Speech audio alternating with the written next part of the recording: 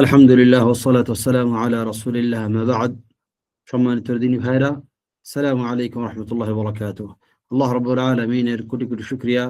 আল্লাহ রাব্বুল আলামিন আমাদেরকে এমন একটি উত্তম সময়ে এমন একটি মহতী দর্স এর ব্যবস্থা করার সুযোগ দিয়েছেন, আলহামদুলিল্লাহ। প্রিয় ভাইরা, প্রত্যেকটি সময় মূল্যবান, তবে কিছু কিছু সময় এমন মূল্যবান যা আর হয়তো মানুষের জীবনে নাও আসতে পারে, যে সম্পর্কে আল্লাহ রাব্বুল আলামিন বলছেন 83 বছর, এমন 83 বছর হচ্ছে উত্তম যেখানে লাইলাতুল কদর নাই। তো সেই লাইলাতুল কদরকে পাওয়ার জন্য আমাদের প্রত্যেকটি সেকেন্ড, প্রত্যেকটি মুহূর্ত অহর্নিশি কাজ করা প্রয়োজন।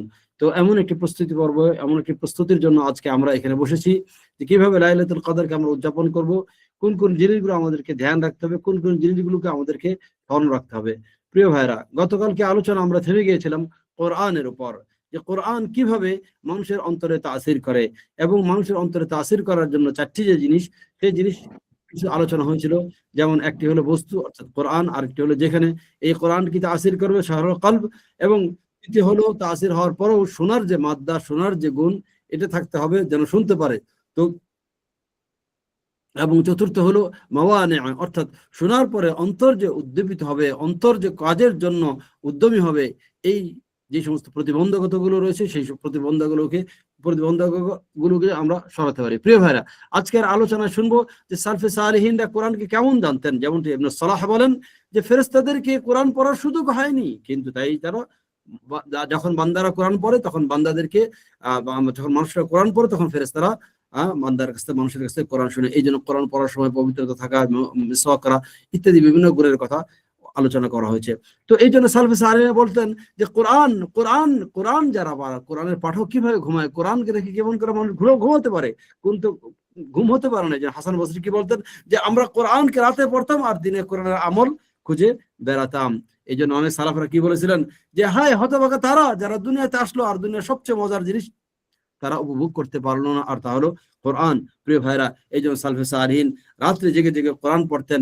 কোরআন ছিল রাত্রে জাগার জন্য, কোরআনকে তারা রাত্রে নিরিবিলিতে কোরআন উপলব্ধি করতেন। প্রিয় ভাইরা, এই জন্য তারা বলতেন যে সবচেয়ে হতভাগা তারাই যারা দুনিয়াতে আসলো আর দুনিয়ার সবচেয়ে মজাদার, দুনিয়ার মজার জিনিসটা তারা উপলব্ধি করতে পারলো না। দুনিয়াতে আসার পরে দুনিয়ার সবচেয়ে যে মজার জিনিস যারা তারা মানে ভোগ করতে পারলো না, আর তা হলো কোরআন। জি, চলো আমরা শুনি। বিসমিল্লাহির রহমানির রহিম।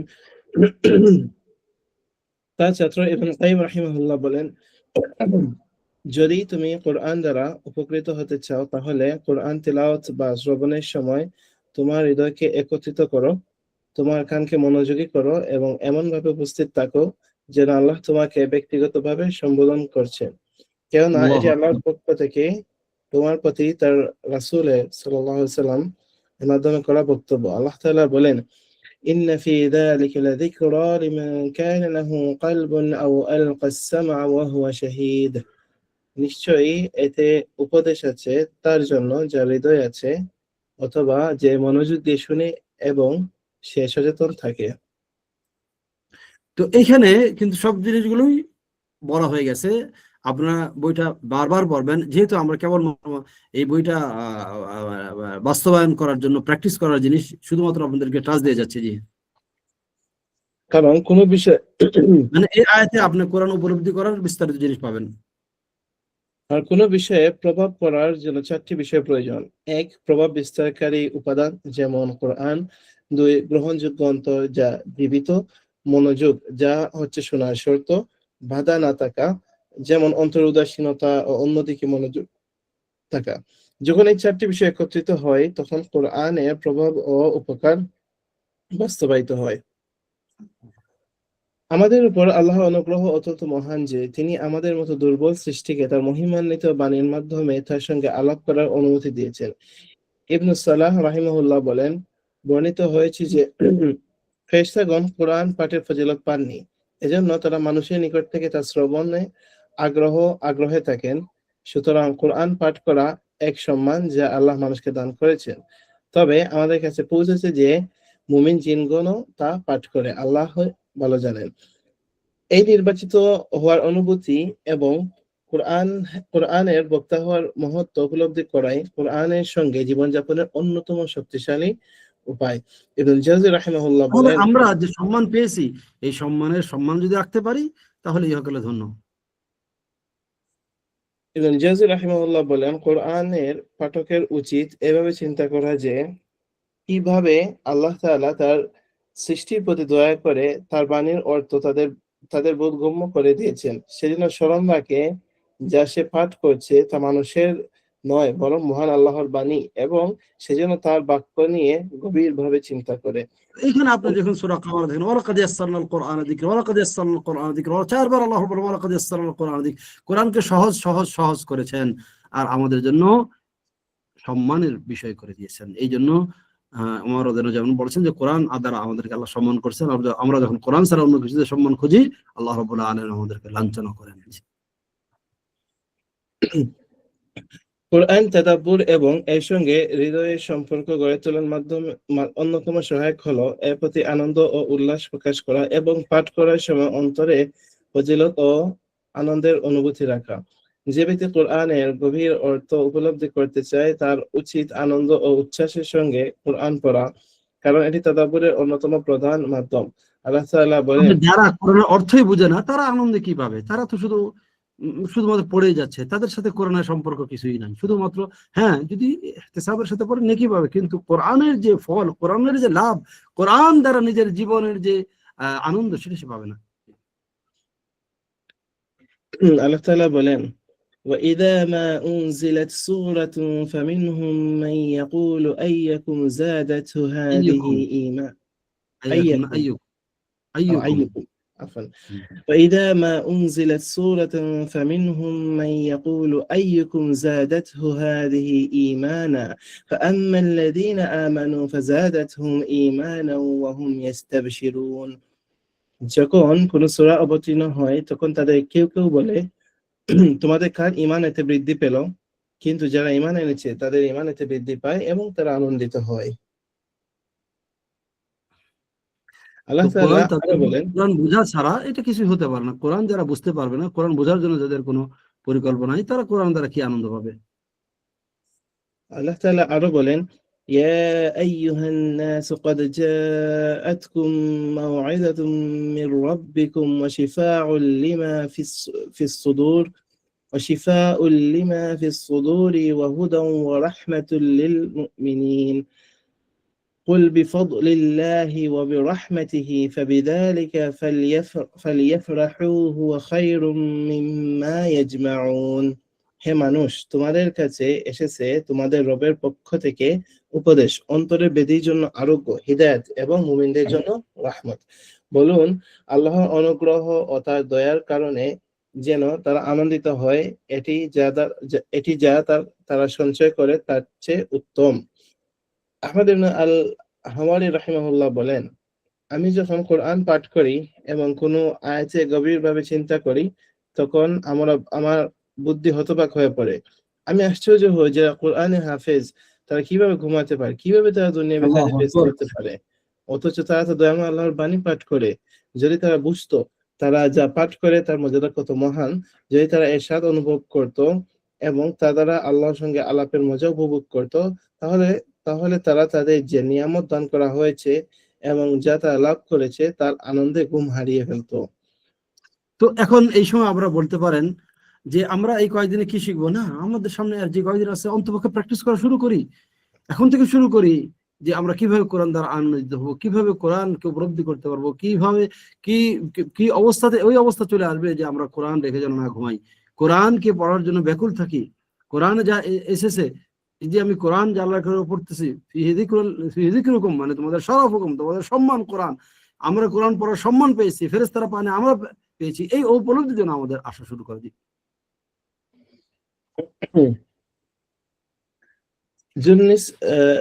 জুন্নুন মিসরি একটি কবিতা আবৃত্তি করেছেন। চল পরে আবু সুলাইমান আদ-দারানি বলেন, রাতে ইবাদতে বের আবু সুলাইমান আদ-দারানি রাহিমাহুল্লাহ বলেন, রাতের ইবাদতকারীরা রাতের সময় যেভাবে তৃপ্তি ও স্বাদ অনুভব করে তা আমোদপ্রিয় লোকেরা তাদের আনন্দে পায় না। যদি রাত্রি না থাকতো তাহলে আমি দুনিয়ায় থাকা কোনো আকাঙ্ক্ষা রাখতাম না। মানে দুনিয়ায় থাকা রাত্রে নিরিবিলিতে আল্লাহ রাব্বুল আলামিনের সাথে কথোপকথনের যে মজা, যা কোরআন। জি সালাফদের মধ্যে কেউ বলেন, দুনিয়ার লোকেরা হতভাগা, তারা দুনিয়া থেকে চলে গেল, অথচ এর সবচেয়ে উত্তম জিনিসের কোনো স্বাদ পায়নি। জিজ্ঞেস করা হলো, কি সেই উত্তম জিনিস? তিনি বললেন, আল্লাহর মহাব্বত, তার সান্নিধ্যে শান্তি লাভ, তার সাক্ষাতের আকাঙ্ক্ষা, তার দিকে মনোনিবেশ এবং তিনি ছাড়া অন্য সব কিছু থেকে মুখ ফিরিয়ে রাখা। সবচেয়ে বড় প্রেরণা কোরআন তেলাওয়াত করবে, এই অনুভূতি তার মনে আসবে। সবচেয়ে বড় প্রেরণা হলো কোরআনের সঙ্গে জীবনযাপন, তার তাদাব্বুর এবং তিলাওয়াতের মাধ্যমে এর মাধুর্য উপভোগ করা। সালাফুস সালিহিন এই বিষয়টি গভীরভাবে উপলব্ধি করতেন, ফলে তারা এমন ঊর্ধ্বমুখী মনোভাব পোষণ করতেন যাতে বিশেষ বরকতময় মৌসুমগুলোতে কোরআনের জন্য তাদের মন মস্তিষ্ক একান্তভাবে এর জন্য নিবেদিত থাকে।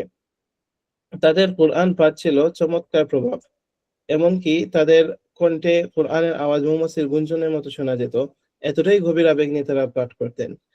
আমাদের সকলের উচিত এই দৃঢ় বিশ্বাস রাখা যে কোরআনের সঙ্গে জীবনযাপন, তাদাব্বুর, অর্থ অনুধাবন এবং তা অনুযায়ী আমল করাই হলো কোরআন তিলাওয়াতের প্রকৃত উদ্দেশ্য, যেমনটি আমাদের পূর্বসূরি নেককাররা বুঝেছিলেন। এই জন্যই তো তারা এতবার কোরআন খতম করতেন যে আমাদের মতন পাপীরা এখন বলতে লজ্জা পাচ্ছি। হাসান বসরি রাহিমাহুল্লাহ বলেন, তোমাদের পূর্ববর্তী লোকেরা কোরআনকে তাদের প্রতিপালকের বার্তা হিসেবে গণ্য করতেন। তারা রাতে এসব বার্তা নিয়ে চিন্তা করতেন এবং দিনে তা বাস্তবায়ন করতেন। সুতরাং হে সৌভাগ্যবান, তোমার আত্মাকে কোরআনের সুগন্ধে ছোঁয়া যে সিক্ত হতে প্রতিদিন দাও। কোরআন না পড়বে, দিনে সে কি কাজ করবে? তার রুটিন, তার ক্যারিয়ার, তার বিভিন্ন রকমের কল্পিত কিছু মানে শিডিউল সে ম্যানেজ করবে, কিন্তু যে কোরআন থেকে প্রতিনিয়ত চার্জ করবে, সেই কোরআন থেকে সে বঞ্চিত থাকছে। জি। হৃদয়কে তার আলোয় ভরিয়ে তোলো, তোমার হৃদয়কে শূন্য করো, তোমার মনকে কোরআনের জন্য একনিষ্ঠ করো, যাতে তুমি এর সঙ্গে জীবন কাটাতে পারো, তোমার হৃদয় সুখের শিখরে উপরে উঠতে পারে, আর তুমি মহা সাফল্য অর্জন করতে পারো। প্রিয় ভাইরা, এখন তৃতীয় যে কথাটি লেখক উল্লেখ করছেন তা হলো ইখলাস, আল্লাহর সাথে মানে আন্তরিক হওয়া। কিভাবে মানে মানে একেবারে মনোনিবেশ করা আল্লাহর জন্য নিজের জান এবং মনকে, কিভাবে আল্লাহর দিকে মনোনিবেশ করতে পারি, কোরআন আপনাকে শিক্ষা দিল, কিন্তু এরপর আপনি কি করবেন? যে আসুন শুনি। তৃতীয় গুণ, হৃদয় একাগ্রতা ও আল্লাহর প্রতি আন্তরিক মনোনিবেশ। ইতিকাফের চূড়ান্ত উদ্দেশ্য ও মূল লক্ষ্য হলো অন্তরের বিশুদ্ধি ও সংশোধন। আর অন্তর যতক্ষণ না সম্পূর্ণভাবে আল্লাহর দিকে মনোনিবেশ করে, ততক্ষণ আল্লাহর প্রতি সঠিকভাবে পরিচালিত হয় না। যখন তা আল্লাহ থেকে বিমুখ হয়ে বিভিন্ন দিক ও বিভ্রান্তিতে বিভক্ত হয়ে যায়, তখন ইতিকাফের প্রকৃত উদ্দেশ্য হারিয়ে যায়, যদিও দেহ মসজিদে ইতিকাফরত থাকে। বলা হয়েছে, অন্তরের সংশোধন ও আল্লাহর পথে এর সঠিক পথ চলা নির্ভর করে সম্পূর্ণরূপে অন্তরকে আল্লাহর প্রতি মনোযোগ দেওয়ার উপরে, এবং এটি তার এই যে আল্লাহর উপর মনোযোগ, আল্লাহর জন্য মনোযোগ দেওয়ার জন্য কিছু বাহ্যিক কাজও করা দরকার, যেমন খাদ্য, কথা, অতিরিক্ত ভালোবাসা, অতিরিক্ত মানুষের সাথে মেশামেশি, সমস্ত কিছু কন্ট্রোল, এটা সারা জীবনের জন্য দরকার। কিন্তু এটা মানুষকে নিজের শিডিউল তৈরি করার জন্য একটি চার্জের মতন কাজ করে জীবন। অত্যাধিক খাদ্যপানীয়, মানুষের ঘনিষ্ঠ সংস্পর্শ, অযথা কথা ও অতিরিক্ত ঘুম, এসব কিছু অতিরিক্ত হৃদয়কে বিভ্রান্ত করে, আল্লাহর প্রতি চলাকে বাধাগ্রস্ত করে, কখনো দুর্বল করে, কখনো থামিয়ে দেয়।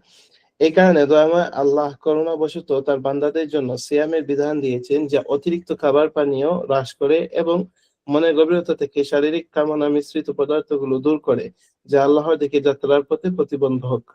এই বিধান এমন ভাবে নির্ধারিত হয়েছে যাতে তা বান্দার দুনিয়া ও আখিরাতে উপকার বয়ে আনে, কিন্তু ক্ষতি না করে, এবং তা তার পার্থিব ও পরকালীন প্রয়োজনীয় বিষয় থেকে বিচ্ছিন্ন না করে। তো আমরা তো আসলে খাদ্য, ঘুম, আরাম এমন একটি অবস্থায় চলে গেছি যে আমাদের দেহ মন আসলে তৈরি না আল্লাহ রাব্বুল আলামিনের জন্য একাগ্রতা এবং ইখলাসের জন্য। জি। আল্লাহ তাদের জন্য ইতিকাফের বিধান দিয়েছেন, যার উদ্দেশ্য ও প্রাণ হলো আল্লাহর প্রতি হৃদয়ে একাগ্রতা, তার সঙ্গে নির্জনে একাকী সময় কাটানো এবং সৃষ্টির কাজকর্ম থেকে বিচ্ছিন্ন হয় শুধুমাত্র তারই সঙ্গে ব্যস্ততা, এমন ভাবে যেন তার হৃদয়ে সমস্ত চিন্তা ভাবনা, ভালোবাসা, আগ্রহ শুধুমাত্র আল্লাহর দিকে কেন্দ্রীভূত হয়। সমস্ত দুশ্চিন্তার পরিবর্তে তাকে আল্লাহর স্মরণ, সমস্ত ভাবনায় তাকে তার সন্তুষ্টি অর্জনের চিন্তা। এভাবে সে আল্লাহর সঙ্গে এমন বন্ধুত্ব গড়ে তোলে যা তার কবায় নিঃসঙ্গতার দিনে সহচর হবে, সেখানে তার কোনো সঙ্গী থাকবে না। তো এই কথাগুলো আলাদা করে লেখা দরকার, এবং ভাইদেরকে বলবো যে যাদের সময় আছে তারা এই পয়েন্টগুলো আলাদা আলাদা করে লিখে, যেন আমরা সারাক্ষণ এগুলো তাবিজের মতন নিজেরা জপ্ত থাকি, সারাক্ষণ যেগুলো চিন্তা করতে থাকি, যে কথাগুলো মাত্র বললেন। জি। চতুর্থ গুণ, আল্লাহর সান্নিধ্যে সঙ্গ ও উপলব্ধি করা। এখন লেখক বলবেন মাইয়াতুল্লাহ, আল্লাহর মাইয়া। আমরা যারা আল কাওয়াইদুল মুসলা পড়েছি, আল্লাহর সিফাত এবং গুণগুলো পড়েছি, তখন বুঝেছি আল্লাহর মাইয়া কি, আল্লাহ রাব্বুল আলামিন বান্দার সাথে কখন আছেন, এবং বিশেষ করে ইবাদতের ক্ষেত্রে যে মাইয়া, ইবাদতের ক্ষেত্রে যে বান্দার সাথে আল্লাহ আছেন, এটা হলো মহা জিনিস। জি, যেহেতু এখানে বিস্তর আলোচনা প্রয়োজন, আমরা বলবো এই জন্য আল্লাহ কিভাবে বান্দার সাথে থাকেন তা বিস্তারিত আমাদের আকীদার কিতাবগুলোতে জানতে পারবেন। আল্লাহ তাআলা বলেন, আল্লাযী ইয়ারাকা হিনা তাকুম ওয়া তাকাল্লুবাকা ফিস সাজিদিন, যিনি তোমাকে দেখেন যখন তুমি সালাতে দাঁড়াও এবং সিজদাকারীদের মধ্যে তোমার অবস্থান পরিবর্তন তিনি লক্ষ্য করেন। এটি একটি মহামূল্যবান আয়াত, যা একজন ঈমানদার বান্দাকে স্মরণ করিয়ে দেয় আল্লাহ সর্বদা তাকে দেখছেন, তার সমস্ত অবস্থা পরিবর্তন এবং ইবাদতের প্রতি তার দৃষ্টি রয়েছে। অর্থাৎ আল্লাহ এই মহান ইবাদত সালাতে তোমার দণ্ডায়মান হওয়া, রুকু সিজদা পরিবর্তনকে দেখেন। বিশেষভাবে এই ইবাদতের উল্লেখ করা হয়েছে এর ফজিলত ও মর্যাদার কারণে। এবং আরেকটি কারণ হলো, যে ব্যক্তি সালাতে তার রবের নৈকট্য অনুভব করে, তার অন্তর খুশু ও বিনয় দ্বারা পরিপূর্ণ হয়। এই আয়াতটি এসেছে সূরা আশ-শুআরার শেষ অংশে, যেখানে নবী সাল্লাল্লাহু আলাইহি ওয়াসাল্লামকে দাওয়াত সত্ত্বে দৃঢ় থাকা এবং আল্লাহর উপর তাওয়াক্কুল করার আদেশ এসেছে। যেন এটাও একটি ইঙ্গিত যে আল্লাহর সান্নিধ্য ও তার সর্বদা দেখা শোনার অনুভূতি ইবাদতকারী বান্দার জন্য এক আত্মিক পাথেয়, যা তাকে আল্লাহর পথে যাত্রায় সান্ত্বনা দেয়, তার হৃদয় থেকে দুঃখ কষ্ট দূর করে এবং দুনিয়ার কোলাহল ও ক্লান্তি ভুলিয়ে দেয়। এই সান্নিধ্য ও আল্লাহর নজরদারি বান্দার অবস্থার প্রতি জ্ঞান, তার প্রকাশ্য ও গোপন কথা, তার কর্ম ও আচরণের উপর আল্লাহর জ্ঞান, এই সব কিছু যদি কেউ গভীরভাবে উপলব্ধি করে, তবে তা তার হৃদয়ের পর্দা সরিয়ে দেয় এবং দুনিয়া আসক্তি ধূলিকণা দূর করে দেয়। তখন এই স্থানে আসে ইখলাস, একনিষ্ঠতা জাগিরে তাকে আল্লাহর প্রতি সত্যনিষ্ঠতা, তার সওয়াব ও আখিরাতের প্রতিদান পাওয়ার আকাঙ্ক্ষা। যে ব্যক্তি ইবাদতের সময় আত্মিক নজরদারি ও সান্নিধ্যের অনুভূতিতে পৌঁছায়, তার উচ্চাকাঙ্ক্ষা তাকে শুধু আখিরাতের উচ্চ মর্যাদার প্রতি আহ, তার উচ্চাকাঙ্ক্ষা তাকে শুধু আখিরাতের উচ্চ মর্যাদার প্রতি। কারণ আল্লাহর সান্নিধ্য ও তত্ত্বাবধান অনুভবের মাধ্যমে দুনিয়া ও তার চাহিদা হয়ে যায় তুচ্ছ, যেন তা বাতাসে উড়ে যাওয়া খড়কুটো। এই জন্য রাসূলুল্লাহ সাল্লাল্লাহু আলাইহি ওয়াসাল্লাম কি বলছেন, মান হামহুদ দুনিয়া, যার চিন্তা হবে দুনিয়া নিয়ে, জাআলা ফাকরাহু বাইনা আইনাইহি, তার অভাব হলো তার দুই চোখের মাঝখানে। এখান থেকে সে কখনো মুক্তি পাবে না। এই জন্য তার মেডিটেশন করতে হবে, বিভিন্ন রকমের ডাক্তারদের কাছে যেতে হয়, বিভিন্ন রকমের সলা পরামর্শ করতে হয়, নানা রকম ভাবে জীবনকে সে কোনোভাবে বাঁচিয়ে রাখার জন্য ব্যস্ত থাকে। কিন্তু যার চিন্তা থাকবে আল্লাহর রেজামন্দি, আল্লাহর সান্নিধ্য, আল্লাহর নৈকট্য, সে দুনিয়ার সমস্ত কষ্ট থেকে অনেক ঊর্ধ্বে। জি। পঞ্চম গুণ, জি, আল্লাহর পঞ্চম মহত্ব। যার জিনিস, লেখক যেটা বলছেন যে আল্লাহর তাযীম, মা লাকুম লা তারজুনা লিওয়াকারা, আল্লাহকে সম্মান করা। যে ব্যক্তি আল্লাহকে সম্মান করতে পারে, যে সমস্ত পাপ থেকে সমস্ত কষ্ট তার জন্য সহজ হয়ে যায়। এই জন্যই বিভিন্ন স্কুলে বোর্ডে লেখা আছে, লা তাজআলিল্লাহ আহওয়ান নাযিরিনা ইলাইক, আল্লাহ রাব্বুল আলামিনকে সবচেয়ে হীন তুমি মনে করো না, বরং যে ব্যক্তি যতটুকু আল্লাহ রাব্বুল আলামিনের সম্মান অন্তর রাখতে পারে, তার জন্য আল্লাহর আদেশ এবং নিষেধ থেকে বেঁচে থাকা তার জন্য তত বেশি সহজ। আল্লাহর মহত্ব ও শ্রেষ্ঠত্ব উপলব্ধি করা। আমাদের আল্লাহর প্রতি বন্দেগীর মূল ভিত্তি হওয়া উচিত তার প্রতি সম্মান, মহত্বের অনুভূতি এবং শ্রদ্ধাবোধ। রমাদান এর মহিমান্বিত শেষ দশক এবং ইতিকাফ, এসবই আমাদের অন্তরে এই মহত্ববোধ ও সম্মানবোধ জাগ্রত করা এক বরকতপূর্ণ দরজা। এই উপলক্ষগুলোই এই মহান গুণ অর্জনের শ্রেষ্ঠতম মাধ্যম। ইবনে আব্বাস রাদিয়াল্লাহু আনহুমা আল্লাহ তাআলার এই বাণীর ব্যাখ্যায় বলেন, মা লাকুম লা তারজুনা লিল্লাহি ওয়াকারা, তোমরা আল্লাহর যথাযথ মহত্ব সম্মান কেন অনুভব করো না? তিনি বলেন, তোমরা কেন আল্লাহকে যথাযথভাবে বরত্ব সম্মান দাও না? আসল মহত্ব হলো অন্তরের মধ্যে আল্লাহর উচ্চ গরিমা অনুভব করা। অন্তরে মহত্ববোধের বাস্তব প্রমাণ হলো শরীর দ্বারা আল্লাহর আনুগত্য করা। মুমিন যখন কোরআনের আয়াত ও হাদিস সমূহ নিয়ে তাদাব্বুর করে, যেগুলোতে আল্লাহর সুন্দর নাম, মহত্ব, গরিমা ও জালালের বর্ণনা আছে, তখন তার হৃদয়ে আল্লাহর প্রতি শ্রদ্ধা ও মহত্ববোধে পরিপূর্ণ হয়ে ওঠে। সে পাঠ করে আল্লাহ তাআলার বাণী, ওয়ামা কাদারুল্লাহ হাক্কা কদরিহি ওয়াল আরদু জামিআন কবদতুহু ইয়াওমাল কিয়ামাহ والأرض جميعا قبضته يوم القيامة والسماوات মাতউইয়াতুন বিয়ামিনি। বিয়ামিন। তারা আল্লাহ যথাযথ মর্যাদা দেননি, অথচ কিয়ামতের এই সমস্ত পৃথিবী থাকবে তার মুষ্টিতে, আর আকাশসমূহ থাকবে তার ডান হাতে ভাঁজ করা। এই আয়াতের এই আয়াত অন্তরে প্রবাহিত করে আল্লাহর মহত্ববোধ ও সম্মানবোধের এমন এক ঢেউ, যা দুনিয়ার মোহ ও আসক্তির অবশিষ্টাংশকে ধুয়ে দেয়। তখন অন্তরে থাকে শুধু আল্লাহর প্রতি শ্রদ্ধা ও মহব্বত। আবার সে পাঠ করে আল্লাহ তাআলার বাণী, وعنده مفاتح الغيب لا يعلمها إلا هو ويعلم ما في البر والبحر وما تسقط من ورقة إلا يعلمها ولا حبة في ظلمات الأرض ولا رطب ولا يابس إلا في كتاب مبين. গায়েবের চাবিগুলো একমাত্র তার কাছেই রয়েছে, এগুলোর জ্ঞান তিনি ছাড়া আর কারো নেই। তিনি জানেন স্থল সমুদ্রের সবকিছু, এমন কোনো পাতা জ্বলে না যা তিনি জানেন না, আর মাটির অন্ধকারে থাকা কোনো বীজ, কোনো আর্দ্র বা শুষ্ক বস্তু নেই যা একটি স্পষ্ট কিতাবে লিপিবদ্ধ নেই। যখন সে আয়াতের অর্থ নিয়ে চিন্তা করে, তখন তার অন্তরে এমন অনুভূতির ঢেউ জাগে যা তাকে বাকরুদ্ধ করে দেয়। এই বাণীর মহত্ব এবং এই বাণীর বক্তা আল্লাহর গরিমা উপলব্ধি করে সে অভিভূত হয়ে পড়ে। এটি তো আল্লাহর কালাম, যেখানে আল্লাহ তার বান্দাদের সামনে তার গুণাবলী তুলে ধরেছেন। কখনো তিনি তার সম্মানসূচক মুহূর্ত ও ভীতি জাগানো গুণাবলীতে প্রকাশ হন, তখন মানুষের ঘাড় নত হয়ে যায়, আত্মা ভেঙে পড়ে, কণ্ঠস্বর স্তব্ধ হয়ে যায়, অহংকার গলে যায় পানিতে লবণের মতো। আবার কখনো তিনি সৌন্দর্য পূর্ণতা গুণাবলী সহকারে প্রকাশিত হন, যেমন সুন্দর নাম, উত্তম গুণ, পূর্ণ কর্ম, যা তার সত্তার সৌন্দর্য ও পূর্ণতার প্রমাণ। এই সৌন্দর্য এই যে আল্লাহ রাব্বুল আলামিনকে চিনবেন, তার তার আযমাকে চিনবেন, তার কদরকে চিনবেন, তো এর জন্য আমাদের আকীদার দর্শগুলোকে সারা বছর থাকা দরকার। যারা আমাদের সাথে সারা বছর ছিলেন, তারা এখন মজা পাচ্ছেন কোরআনের মজা কি, এবং তারা প্রকৃত রমজানের এবং ইতিকাফের যথাযথ মানে ফল তারা ইনশাআল্লাহ লাভ করতে পারবেন। তো প্রিয় ভাইরা, এই জন্য যেন এখন থেকে আমরা চিন্তা ভাবনা করি, এখন থেকে কাজ শুরু করি যে কিভাবে আমরা আল্লাহ রাব্বুল আলামিনকে চিনবো, আল্লাহ রাব্বুল আলামিনের সম্মান যেন আমরা করতে পারি। জি। এই সৌন্দর্য অপূর্ণতা জ্ঞান বান্দার অন্তর থেকে সব ভালোবাসার শক্তি শুষে নিয়ে শুধুমাত্র আল্লাহর ভালোবাসায় পরিণত করে। তখন তার অন্তর অন্য কোনো ভালোবাসা গ্রহণে অস্বীকৃতি জানায়। যেমন বলা হয়েছে, মিনাল কলবি। কবিতা আকারে বলুন, আল্লাহ যখন, জি, তখন আল্লাহর ভালোবাসা হয়ে যায় একটি স্বাভাবিক অভ্যাস। হ্যাঁ থেকে পড়বো। জি জি। তখন আল্লাহর ভালোবাসা হয়ে যায় একটি স্বাভাবিক অভ্যাস, কৃত্রিম কিছু নয়।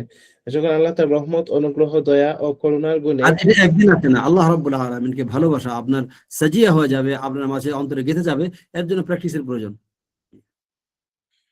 তার প্রত্যাশা বৃদ্ধি পায়, সে আল্লাহর দিকে এগিয়ে যায়, আর এই আশার বাহনই হয় তার অগ্রগতির পাথেয়। যত বেশি আশা শক্তিশালী হয়, তত বেশি বান্দা কর্ম উদ্যমী হয়। যেমন কৃষক ফসলের আশায় আশাবাদী হয়, সে তার জমিকে বেশি বীজে ভরিয়ে দেয়, আর যদি আশায় ভাটা পড়ে সে কম বপন করে। এই জন্য আমাদের আকীদার আলোচনাগুলো জানা খুবই প্রয়োজন। যে রাগবা, রাহবা, খুশু, খাশিয়া, ইনাবা, এই শব্দগুলোর অর্থ আমাদেরকে ভালোভাবে বুঝতে হবে। জি। আবার যখন আল্লাহ মর্যাদা ও বরত্বের গুণে প্রকাশ পান, তখন মুমিন বান্দার আত্মা অভিভূত হয়ে পড়ে, তার আত্মা বিনয় ও ভক্তিতে নত হয়, তার দেহ ও মন বিনীত ও ভীত, তার আচরণে আসে শান্ত ভাব ও সম্মান, দূর হয়ে যায় অস্থিরতা ও রুক্ষতা। সবকিছুর সারাংশ হলো আল্লাহ সুবহানাহু ওয়া তাআলা কখনো তার ইলাহিয়াতের গুণাবলী দ্বারা নিজেকে চেনান, কখনো রুবুবিয়াতের গুণাবলী দ্বারা ইলাহিয়াতের গুণাবলী বান্দার হৃদয়ে জন্ম দেয় ভালোবাসা ও আল্লাহর সাক্ষাতে আকাঙ্ক্ষা। তার সঙ্গে অন্তরঙ্গতা ও আনন্দ, তার নৈকট্য লাভের প্রতিযোগিতা, তার আনুগত্যের মাধ্যমে ভালোবাসা প্রকাশ, তার স্মরণে নিজেকে মগ্ন রাখা, সৃষ্টিকে ছেড়ে তার দিকে ছুটে যাওয়ার চেতনা। তার রুবুবিয়াতের গুণাবলী শেখায় তাওয়াক্কুল, দীনতা, গভীরতা, সাহায্য চাওয়া, বিনয়, ভক্তি ও আত্মসমর্পণ। তো এই যে আবু মুসাব, এই জিনিসগুলো আলাদাভাবে আপনার কোট করে ভাইদের মাঝে প্রচার করবেন। জি। কোনগুলো শেখ বুঝি নেই? এই যে পয়েন্ট বললেন মাত্র। জি, ইনশাআল্লাহ। জি। কারণ এই এই কথাগুলো এমন যেন না হয় যে শুধু আমরা পড়ার মতো না, বরং এগুলোকে আলাদাভাবে যেন আমরা সারাক্ষণ চর্চা করতে পারি। জি। রাসূলুল্লাহ সাল্লাল্লাহু আলাইহি সাল্লামের হাদিস থেকে মুমিন কোরআনের মতোই আল্লাহর মহত্ব উপলব্ধি করে। যেমন আব্দুল্লাহ ইবনে ওমর রাদিয়াল্লাহু আনহুমা থেকে বর্ণিত, তিনি বলেন, রাসূলুল্লাহ সাল্লাল্লাহু আলাইহি সাল্লাম বলেছেন, কিয়ামতের দিন আল্লাহ আকাশ সমূহকে গুটিয়ে নেবেন, তারপর ডান হাতে নেবেন এবং বলবেন, আমি রাজাধিরাজ, কোথায় সেই জালেমরা, কোথায় সেই অহংকারী লোকেরা। এরপর তিনি জমিন সমূহকে বাম হাতে গুটিয়ে নেবেন এবং বলবেন, আমি সেই রাজাধিরাজ, কোথায় সেই জালেমরা, কোথায় সেই অহংকারী লোকেরা। যখন মুমিন এই হাদিস পাঠ করে তখন সে এর গভীরতা চিন্তা করে, হৃদয়ে এই অর্থে ছায়া প্রবাহিত হয়। সে হৃদয়ে অনুভব করে এক ভয় ও মহত্বপূর্ণ শ্রদ্ধাবোধ সেই মহান আল্লাহর প্রতি, যিনি সুমহান সর্বশ্রেষ্ঠ। এই অনুভূতি অন্তরকে দিয়ে যা উচ্চ মর্যাদার দিকে, তার অন্তর আল্লাহর মহত্ব ও গরিমার সামনে নত হয়ে যায়। এ ধরনের আয়াত ও হাদিস হৃদয়কে ঝাঁকুনি দিয়ে জাগিয়ে তোলে আল্লাহর প্রতি শ্রদ্ধা, ভয় ও মহব্বতের অনুভূতি। তাহলে কিভাবে অন্তর ইতিকাফ থেকে বিরত থাকবে যখন তা পরিপূর্ণ হয়ে যায় আল্লাহর মহত্বের অনুভূতিতে? নিঃসন্দেহে যখন হৃদয়ে আল্লাহর গরিমা ও সম্মানে পূর্ণ হয় তখন তা ইতিকাফের মূল উদ্দেশ্য প্রকৃত রূপে পৌঁছে যায়। প্রিয় ভাইরা, আমরা আবারও বলছি যে আমাদের মাঝে আর এই যে মুহূর্ত, এবং কালকে ইনশাল্লাহ আমরা পড়া শেষ করব, আজকে আর হয়তো কয়েক মিনিট আলোচনা করতে পারি।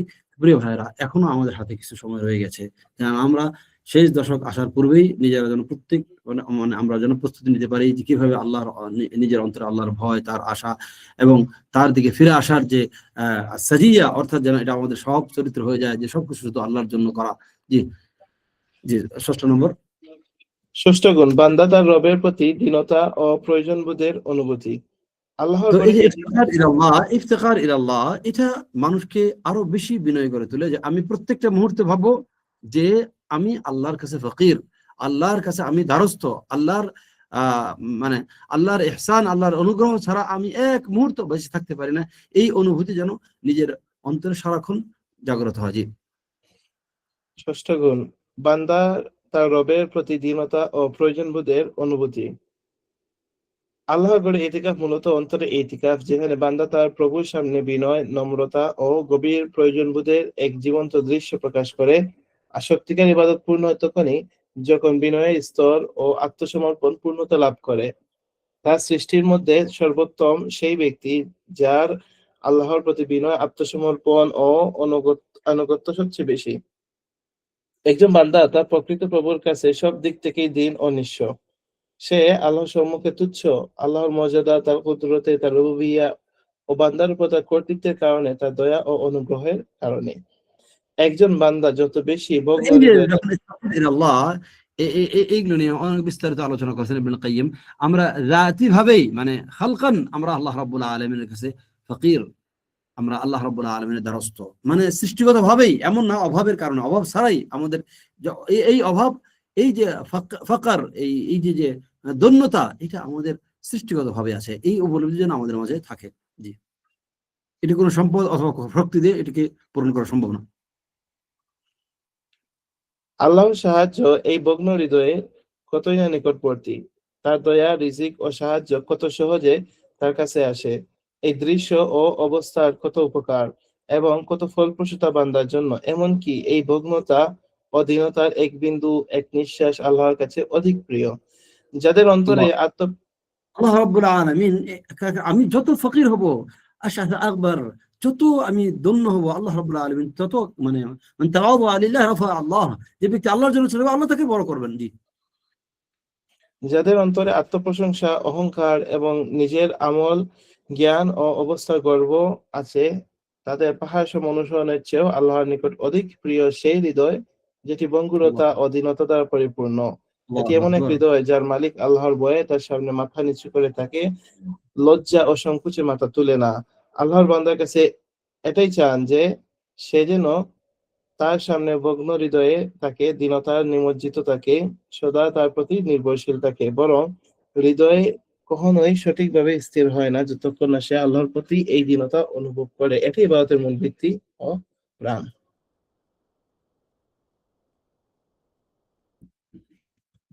অন্তর তখনই সঠিক হয়, সফল হয়, শান্তি পায়, তৃপ্ত হয়, প্রশান্তি লাভ করে যখন তার রবের ইবাদতে লিপ্ত থাকে, আল্লাহর ভালোবাসায় সিক্ত থাকে, তার দিকে ফিরে আসে। যদি সে সমস্ত সৃষ্ট জিনিসের আনন্দ পায় তবুও সে শান্তি পায় না, কারণ তার হৃদয়ে রয়েছে আল্লাহর প্রতি মৌলিক প্রয়োজন। তিনি হচ্ছেন তার উপাস্য, প্রিয় এবং একমাত্র চাওয়া।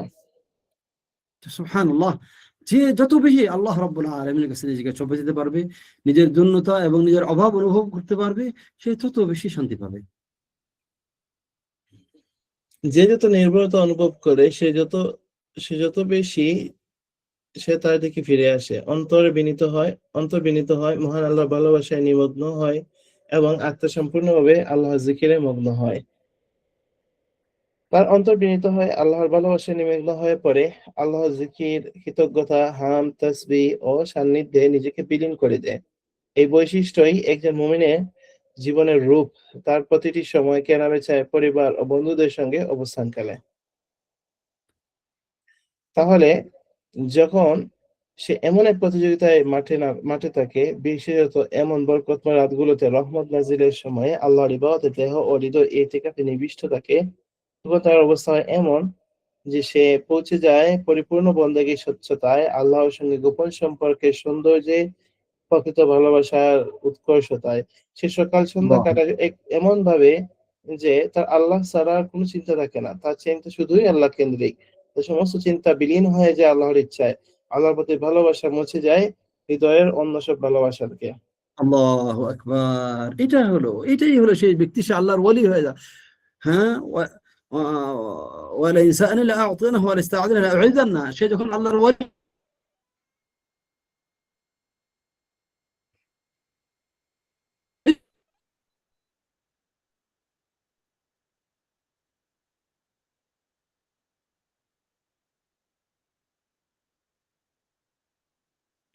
আবু সাদ,